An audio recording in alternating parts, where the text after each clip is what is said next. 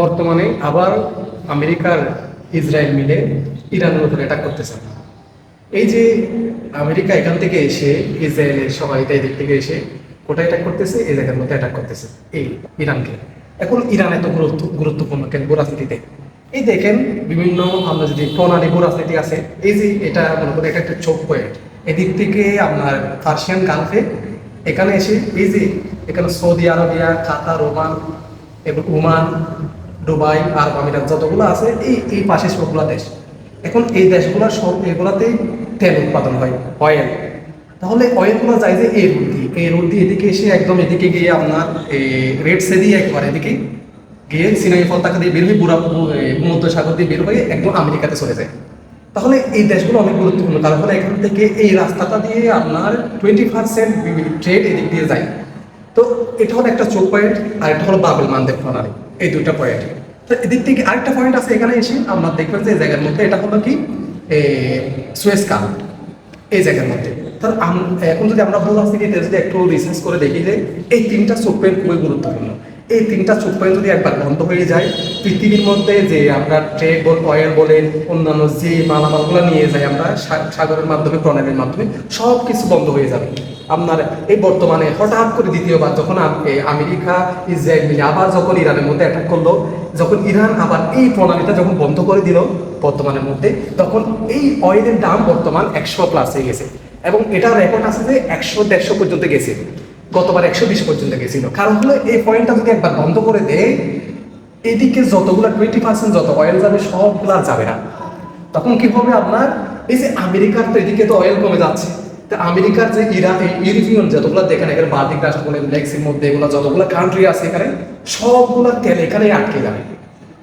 তাহলে এই আমরা বুঝতে পারতেছি এই চোখ পয়েন্টগুলো অনেক গুরুত্বপূর্ণ। তাহলে আবার একটু যদি আমি যদি বলি এই জায়গার মধ্যে আমি দেখবেন সুদান আছে, তারপর সোমালিয়া আছে।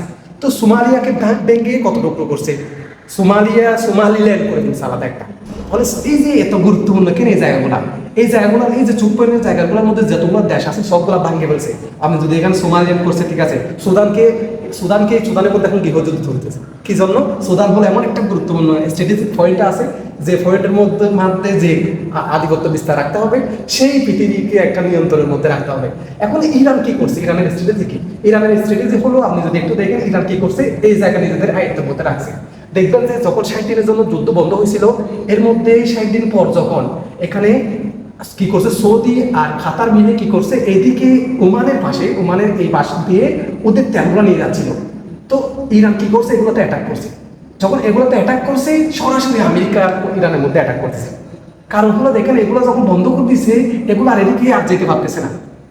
তাহলে ইরান কি করছে, ওরা আগে থেকে জানে যে এটা হলো ওদের গুরুত্বপূর্ণ হরমুজ প্রণালী, এটা ওদের দখলে রাখতে হবে। এখন যে যুদ্ধটা চলতেছে এটা এখন কি পারমাণবিক যুদ্ধ না, এটা চলতেছে আপনার যে চোখ পয়েন্টগুলো খাতের আধিপত্য থাকবে। এটাই আমেরিকা চাচ্ছে এই জায়গাটা ওদের আধিপত্য থাকুক। বিশ্ব আগে যেরকম আছে, কোনো ইরান প্রতি গাড়ির অয়েল হিসাব করে ও কি করতেছে, $1,000,000 কি নিচ্ছে, টাকা নিচ্ছে।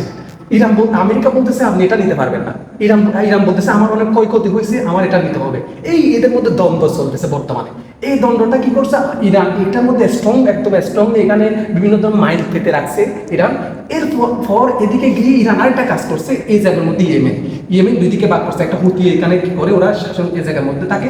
এখন ইয়েমেন কি করছে, ইয়েমেনকে টাকা দিচ্ছে, সবকিছু দেখে সামরিক সবকিছু দিচ্ছে কে, আপনার ইরান এদিক থেকে এসে এই জায়গার মধ্যে যখন আসতেছে দেখেন, এটা হলো গালফ অফ অ্যাডেন, এটা হলো বাবেল মানদেব প্রণালী। যখন এদিক থেকে আসতেছে কি একটু খেয়াল করেন, এদিকে সুদান আছে, সোমালিল্যান্ড আছে। সোমালিল্যান্ডকে আলাদা করে আমেরিকা আর ইসরায়েল মিলে সোমালিল্যান্ডকে স্বাধীন করে ফেলছে। এখন সোমালিল্যান্ড এই জায়গার মধ্যে সোমালিল্যান্ডকে প্রথম স্বাধীনতা ঘোষণা দিচ্ছেন কে, ইসরায়েল। কারণ হলো ইসরায়েল চাচ্ছে এখানে ফিলিস্তিনে যারা বসবাস করতেছে তাদেরকে এই জায়গায় এনে বসবাস করাবে, আর এই জায়গা ওদের আধিপত্যের মধ্যে থাকবে। যেহেতু আমেরিকার ইসরায়েল যদি এই জায়গার মধ্যে যদি আধিপত্য রাখতে পারে, এই যে ওদের এই জায়গার মধ্যে যেগুলো তেল যাবে তারা একটা সেফটি ফিল করবে যে আমার তেলগুলো এদিকে আসতেছে, আমার দেশ এখানে তো আমার একটা গুরুত্বপূর্ণ এখানে সামরিক ঘাঁটি আছে, এটা আমার সরকারি আমার ফুতুর সরকার আমার পক্ষে কাজ করতেছে, তাহলে এটা ওদের সেফটি জোন। কিন্তু ইরানের বিরুদ্ধে গিয়ে আরেকটা কাজ করছে, কি করছে ইরান, কি করছে এই জায়গার মধ্যে ইয়েমেনের যেগুলো হুতি আছে, হুতি বিদ্রোহীদের ওরা সব কিছু দিচ্ছে, হুতি এই জায়গাটা স্ট্রংভাবে দখল করে ফেলছে। তাহলে দুইটা জায়গা দখল করছে চোখ পাইলে, একটা হলো এদিকে আপনার হরমুজ প্রণালী, এদিকে আসার আরেকটা এদিকে যে বাবেল মানদেব প্রণালী, দুইটাই আমাদের কি করছে ইরান একদম ভালো করে ওই জায়গার মধ্যে ধরছে। তো ইরান তো বসে থাকে না। ইরান কি করছে, এই দুইটা রাখার পর ইরান কি করছে, এদিকে রাশিয়া আর চীনের সাথে ভালো একটা সম্পর্ক রাখছে। এখন রাশিয়া আর চীনের সাথে যখন ভালো সম্পর্ক রাখতেছে, রাশিয়ার সাথে রুবলের মাধ্যমে ব্যবসা করতেছে, চীনের সাথে আপনার ইউয়ানের মাধ্যমে ব্যবসা করতেছে। এখন আমেরিকার একটা হুমকি হয়ে যাচ্ছে পেট্রো ডলার সিস্টেম। প্রথম তো আমি বললাম যে কি, এই যে প্রণালী গুরুত্ব, প্রণালীর জন্য এক যুদ্ধ চলতেছে। দ্বিতীয় নম্বর যদি আরেকটু ডিপলি আপনি চিন্তা করেন, এটা হলো পেট্রো ডলারের জন্য হুমকি হয়ে যাচ্ছে। কিরকম, এই যে আমেরিকার বর্তমান আমেরিকা পরাশক্তি, এবং আমেরিকার সাথে পরাশক্তি গিয়া করতেছে কি, আমেরিকার বর্তমান রিজার্ভ হলো $32 ট্রিলিয়ন, আর এর রিজার্ভের মধ্যে আপনার এই যে চীনের মধ্যে আছে প্রায় 22, তার মানে 10 ট্রিলিয়ন ডলার পার্থক্য। তার মানে কাছাকাছি ওরা চলে আসছে চীন আর আমেরিকা। এখন চীন আর আমেরিকা যখন চলে আসতেছে, পৃথিবীর মধ্যে থিওরি আছে যে এই যে সুপার পাওয়ার, যারা উদীয়মান সুপার পাওয়ার আর যে বর্তমান সুপার পাওয়ার আছে, তার সাথে একটা যুদ্ধ হবে, সংঘর্ষ হবে। এই যে সংঘর্ষটা হচ্ছে, এই যে এটা টুসিডাইজিস ট্র্যাপ বলা হয় এটাকে। এই যে সংঘর্ষ হচ্ছে, ওরা যখন দুজন সংঘর্ষ করতেছে, চীন আর আমেরিকা। এখন চীনের যাদের কাছে কাছে মানে কাছে যেগুলো শক্তি আছে, কাছে বন্ধু যারা রাষ্ট্র আছে, মিত্র শক্তি, তাদের উপর দেখবেন যে আমেরিকা অ্যাটাক করতেছে। কিরকম দেখে, আমেরিকা প্রথমে কি করছে, চীন প্রথম তেল নিচ্ছে এখান থেকে, ভেনেজুয়েলা থেকে। এই দেশগুলো যেখানে আছে ভেনেজুয়েলা থেকে তেল নেয় চীন। কিসের মাধ্যমে, ওদের নিজস্ব টাকার মাধ্যমে, এখানে ডলার মাধ্যমে না। তার মানে দেখেন, এই যে অয়েলের যে একটা চুক্তি হলো এখানে, পেট্রো ডলার 1971 সালে যে সৌদির সাথে যে আমেরিকার একটা চুক্তি হলো যে আমি আপনাকে সেফ জোন দিব, আপনাকে সামরিক সব ডিফেন্স আমি দিব, আপনি কি করবেন, যতগুলো তেল বিক্রি করবেন সবগুলো কিসের মাধ্যমে করবেন, সবগুলো করতে ডলারের মাধ্যমে। এখন আমি যেহেতু সৌদি এটা কি হয়েছে, রাজি হয়েছে, এরপর থেকে আমেরিকার এই যে সবাই বাধ্যতামূলকভাবে কি করতে হচ্ছে, অয়েল ডলারের মাধ্যমে কি করতে হচ্ছে, কিনতে হচ্ছে। এখন এই যে ডলারকে পতন করতে হলে বুঝতে হবে, ডলারকে যদি পতন করতে হয়, অয়েল যে ট্রেডটা অয়েল ডলারের মাধ্যমে হয়, পেট্রো ডলারটা ভেঙে ফেলতে হবে। এখন চীন এটা ভেঙে ফেলার জন্য কি করছে, প্রথমে ভেনেজুয়েলা থেকে তেল দিচ্ছে, ভেনেজুয়েলা থেকে তেল নিচ্ছে কে, চীন। কিসের মাধ্যমে, ওদের নির্দিষ্ট টাকার মাধ্যমে। এখন এটা আমেরিকার আশ্চর্য হচ্ছে, আমেরিকা কি করছে, মাদুরোকে মানে সরানোর জন্য বিভিন্ন স্ট্র্যাটেজি করছে। আমেরিকা স্ট্র্যাটেজি কি করে, আমেরিকা একটা দেশে পতনকে সরানোর জন্য ওরা কি করে, স্যাংশন দেয় প্রথমে, এক নম্বর। দুই, এটা কাজ না হলে ট্রেড ওয়ার দেওয়ার পর এরপর কি করে, সরাসরি অ্যাটাক করে দেবে। আমেরিকা সেম এরকম করছিল ভেনেজুয়েলার কাছে। ভেনেজুয়েলার অনেকগুলো প্রায় মনে করি 13 ট্রিলিয়ন আমরা ওদের কি ছিল, রিজার্ভের মধ্যে তেল ছিল, এগুলো গুরুত্বপূর্ণ তেল, মানে অনেকগুলো, এগুলো দিয়ে আমেরিকা অনেক 100-200 অনেক 50-60 বছর যাবে কোনো হিসেবে। এখন দেখেন, এই যে চীন এখান থেকে নিচ্ছে, এটা আমেরিকা সহ্য হচ্ছে না, কারণ পেট্রোল ডলারের জন্য হুমকি হচ্ছে। তার ভেনেজুয়েলার প্রধানমন্ত্রী মাদুরোকে তুলে নিয়ে গেছে আমেরিকা, কি বলে, ডেমোক্রেসি নাই, মানবতা নাই, এটা বলে তুলে নিয়ে গেছে। এখন এরপর আমেরিকা কি করছে, এরপর আমেরিকার আরেকজন বন্ধু, আমেরিকার আরেকটা বন্ধু হলো এখানে কিউবা আছে, রাশিয়া আর আমেরিকার বন্ধু কিউবা। আমেরিকার নিচে ফ্লোরিডা যেটা আছে আমেরিকা, এর নিচে হলো কি কিউবা। এই কিউবাকে এখন গত 3 মাস ধরে কোনো কেউ কিছু দিতে পারতেছে না। কারণ হলো কি, এই যে কিউবা হলো এদের সাথে কি ভালো সম্পর্ক, এটা হলো কমিউনিজম, এটা হলো এটা হলো ডেমোক্রেসি রাষ্ট্র, আর এটা হলো কি সমাজতান্ত্রিক রাষ্ট্র। তা আমেরিকা কিভাবে কি করে বলছে, তৈরি হয়েছে। তার মানে এদিকে যতগুলো দেশ পৃথিবীতে চীনের অধীনে যাবে, আমেরিকার বিরুদ্ধে কাজ করবে, সবাইকে আমেরিকা নিজের ইচ্ছা মতো কি করবে, শাসন করবে। এই যে রেজিস্ট্যান্স একটা বই আছে, আমেরিকা প্রায় 100-150 বছরে, আমেরিকার জন্ম হওয়ার পর থেকে 200-250 বছর এখন পূর্ণ হয়েছে, প্রায় 118টা দেশের মধ্যে সরাসরি আমেরিকা কি করছে, হস্তক্ষেপ করছে, সরাসরি সরকারকে তুলে নিয়ে গেছে, সরকারকে প্রক্সির মাধ্যমে কি করছে, তুলে নিয়ে গেছে, ওকে মানে কি করে সরকার পতন করেছে আমেরিকা। এরকম দেখা যাচ্ছে কি জন্য, ওদের স্বার্থে। আর আমেরিকার প্রধানমন্ত্রী যেগুলা ইসরায়েলের বিরুদ্ধে কাজ করতে চায়, তাদেরকে সরাসরি কি করছে, হত্যা করার চেষ্টা করছে। এই যে জন এফ কেনেডিকে হত্যা করছিল, কারণ কি কারণে, জন এফ কেনেডি বলছিল যে ইসরায়েল বোমা বানাতে পারবে না। এটা বলার পর ইসরায়েলের এর কয়েকদিন পর জন এফ কেনেডিকে মেরে দিয়েছে। আপনি এটা দেখেন, মানে ইসরায়েল লবিটা এত ইজি পাওয়ার হয়ে গেছে আমেরিকার মধ্যে। সেনেটের মধ্যে যদি সবগুলো যদি আমরা চৌকা নিম্নকক্ষ সংসদের মধ্যে আমেরিকার যে হিসাব করি, 70% মানে 70% যত উন্নত যারা আছে সবাই ইসরায়েল লবি দ্বারা নিয়ন্ত্রিত। এর কারণে কেউ ইসরায়েলের বিরুদ্ধে চাইতে পারবে না। ভবিষ্যতে বলতেছে একটা তিনি বলতেছে ভবিষ্যতে ইসরায়েল আর আমেরিকা যুদ্ধ, এরকম একটা দিয়ে বলতেছে।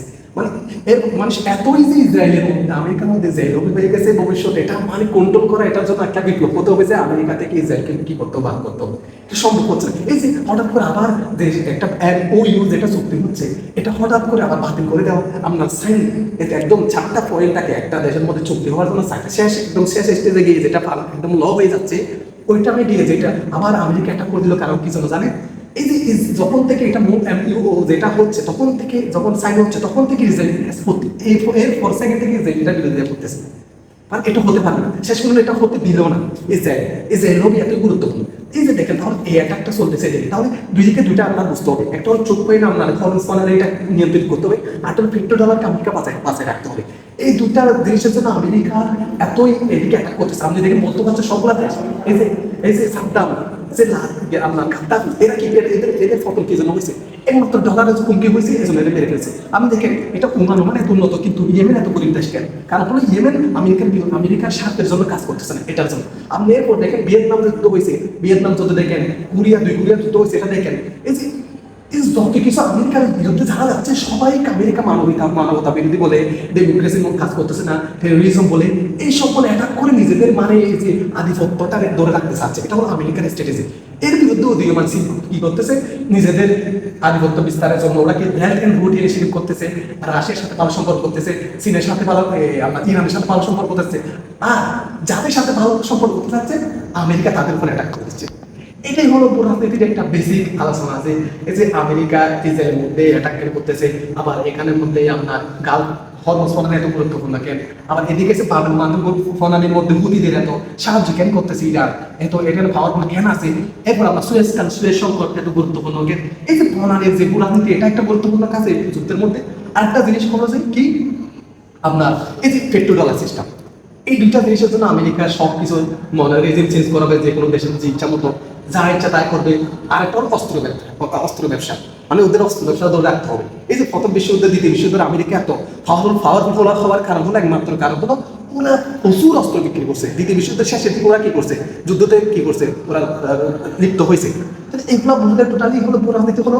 এখানে বলেছে এখানে সবাই সবার স্বার্থ খুঁজবে, সবাই সবার স্বার্থ এখানে ইন্টারেস্ট। এখন দেখেন, এখন আরেকটা পয়েন্ট আছে, মিডল ইস্টকে এরকম মানে ধ্বংস ভেঙে ফেললো কি কারা, কাদের সাথে মিডল ইস্ট আজকে এত একটা দেশের সাথে আর একটা দেশের কি সম্পর্ক, কারা শিয়া সুন্নি নিয়ে কারা এখানে লাভ করছে, শিয়া সুন্নি দ্বন্দ্ব লাগিয়ে কারা লাভ করতেছে বর্তমানে, এটা আমাদের বিবেচনা করতে হবে। 1 নম্বর কাজ।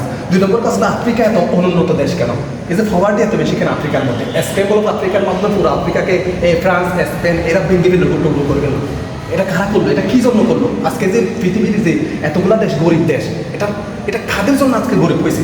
এই যে আমাদের ভারতবর্ষের মাধ্যমে ডোনার লাইন যেটা আছে পাকিস্তান আফগানিস্তানের মাধ্যমে, এটা কারা করছিল যে এমনভাবে করে গেছিল যে বর্তমানে এদের মধ্যে সংঘাত লেগেই আছে। আপনি সবগুলা দেখেন না পৃথিবীর ইতিহাসে, প্রত্যেকটা দেশে উত্তর কোরিয়া দক্ষিণ কোরিয়া খাদের মাধ্যমে ভেঙে গেছিল। ভিয়েতনাম, উত্তর ভিয়েতনাম দক্ষিণ ভিয়েতনাম খাদের জন্য ভেঙে গেছিল। এরপরে যে বর্তমানে যারা বলতেছে যে আপনার এই যে ফার্মারে বোমা বানাতে পারবে না, এনপিটি চুক্তি করতে হবে, এই যে ফার্মারে বোমা কারা প্রথমে বানাইছিল, সবগুলো চিন্তা করলে আপনি দেখলে আফ্রিকা কারা বাংছিল, মিডল ইস্ট আজকে দ্বন্দ্বের মাধ্যম কারা প্রথম একদম যদি শিকড় করতে চান সবগুলো আপনি পাবেন কারা, এই ব্রিটিশ যারা কলোনিয়াল এরা যারা করছে এরা, আর আমেরিকা। এই পৃথিবীর যত দ্বন্দ্ব চলতে সবগুলোর মানে মূল কারিগর যদি আমি হিসাব করে এটা যে প্রথম যে কলোনিয়াল এরা শুরু করছে আমেরিকা দখলের মাধ্যমে, এটা ব্রিটিশ আর আমাদের মধ্যপ্রাচ্য থেকে শুরু করে এই যে ভারতবর্ষ পুরো দখল করছিল, এবং এই যে যেরকম করে আমাদের মানে কি এই যে আমাদের জিনিসগুলো লুটিং করছিল, এগুলো চিন্তা করলে এরপর যে আপনি চীনের মধ্যে আফিম যুদ্ধের মাধ্যমে চীনের হংকং দখল করছিল, তাই জাপানের দিকে তাই দখল করছিল, সবগুলো যদি আপনি হিসাব করেন প্রথম বিশ্বযুদ্ধ দ্বিতীয় বিশ্বযুদ্ধ থেকে শুরু করে এরপর কোল্ড ওয়ার থেকে শুরু করে বর্তমান যদি হিসাব করেন সবচেয়ে খারাপ ক্ষতি হয়েছে। সবচেয়ে যদি আপনি হিসাব করে দেখবেন যে এই যে আমেরিকা, ব্রিটিশরা আমেরিকাতে কী করছিল, শাসন করছিল, কিন্তু ব্রিটিশরা আমেরিকা একসময় স্বাধীনতা অর্জন 1773 সালে স্বাধীনতা অর্জন করার পর ওরা 250 বছর সোয়া হওয়ার বর্তমানে। এরপর আমেরিকা কী করছিল, এই ব্রিটিশরা কী করছিল, এদিকে আপনার মিডল ইস্টকে ইয়া করছিল, কিন্তু মিডল ইস্ট সব দখল করছে, কিন্তু মিডল ইস্ট ওরা কী করতে পারে না। মিডল ইস্ট এখনো দ্বন্দ্বের মধ্যে আছে, একটা দেশের সাথে একটা দ্বন্দ্ব লেগে যায়, সুদানের মধ্যে 2 লক্ষ কত মানুষ এখনো মৃত্যুবরণ করছে। এই যে সংঘর্ষ কারা লাগাই দিয়েছে, এগুলো যদি একটু ডিটেলসে আপনি জানতে হবে। এরপর দেখেন আপনি এই যে দ্বিতীয় সিনোটা গেল, সিনকেও কিন্তু আফিম যুদ্ধের মাধ্যমে সিনকে ব্রিটিশরা কী করছিল, হংকং দখল করছিল 90 বছরের জন্য। তারপর কিন্তু সিনো উঠে গেছে, কিন্তু উঠতে পারেনি কারা, আমি যদি পুরা যদি ইতিহাসটা থেকে উঠতে পারেনি যে মিডল ইস্টের দেশগুলো, আর আমরা ভারতবর্ষরা আর আফ্রিকার দেশ, তো সবাইকে শাসন করছিল, কিন্তু ওরা কিন্তু উঠে গেছে, কিন্তু উঠতে পারে না। দেখেন এরা উঠতে পারে নাই, আর এদিকে আফ্রিকার দেশগুলো উঠতে পারে না। আজকে ওদের কি, ওদের যে দ্বন্দ্ব ফবারটি চলতেছে, ওরা মানুষ মারাচ্ছে, কোথার জন্য মানুষ মারাচ্ছে, ওদের কিন্তু উগান্ডার মধ্যে এত সম্পদ, প্রচুর সম্পদ উগান্ডার মধ্যে, কিন্তু এগুলো ওরা তুলতে পারতেছে না, ফ্রান্স এসে ওদের সম্পদগুলো তুলে নিয়ে যাচ্ছে। তাহলে আপনি একটু বুঝতে পারছি ইন্ডাস্ট্রিয়ালাইজেশন যেটা হয়েছে এটা কাদের থেকে হয়েছে, এই যে ভারতবর্ষকে লুট করে, আফ্রিকাকে লুট করে, এই যে আপনি মিডল ইস্টের তেলকে লুট করে, মানে মিডল ইস্টের তেলের জন্য এখানে মূল দ্বন্দ্ব হলো মিডল ইস্টের তেল করার জন্য। আপনি কাত্তারিকে মারছে কি জন্য, সাদ্দামকে যদি ইতিহাস করেন, 9/11 যে সবগুলোতে একটু হিসাব করেন, এখানে শুধু ওদের তেলের যে পেট্রোল ডলার যদি হুমকি হয়, তাকে কী করছে মারতে? সিরিয়াতে দেখেন, ইরাকে দেখেন, লেবাননে দেখেন, বর্তমান লেবাননে কালকে অ্যাটাক করতেছে। এগুলো যদি আপনি দেখেন সবগুলো হলো কি এই তেল। ইসরায়েলকে বসানোর কারণও এখানে তেল, যদি আপনি কিন্তু একটু হিসাব করেন। এই যে ভূ রাজনীতিটা এই যে এত ডিপলি, যে এই দিক থেকে কার সাথে কে যুদ্ধ হচ্ছে, কোন স্বার্থে কে কাকে ব্যবহার করতেছে, সবগুলো বুঝতে পারলে আপনি এই যে বর্তমানে যে এই যে ইরানের সাথে যুদ্ধ করতেছে, একবার যুদ্ধ হয়েছে এবং আবার যুদ্ধ হয়েছে, এই টার্মটা ধরতে পারবে। আজকে এতটুকু আমি জাস্ট একটু কথা বললাম, আমার কথা এমনি বলতে গিয়ে জাস্ট এটা বললাম, অনেক কিছু ভুল হতে পারে। ইনশাল্লাহ, আসসালামু আলাইকুম।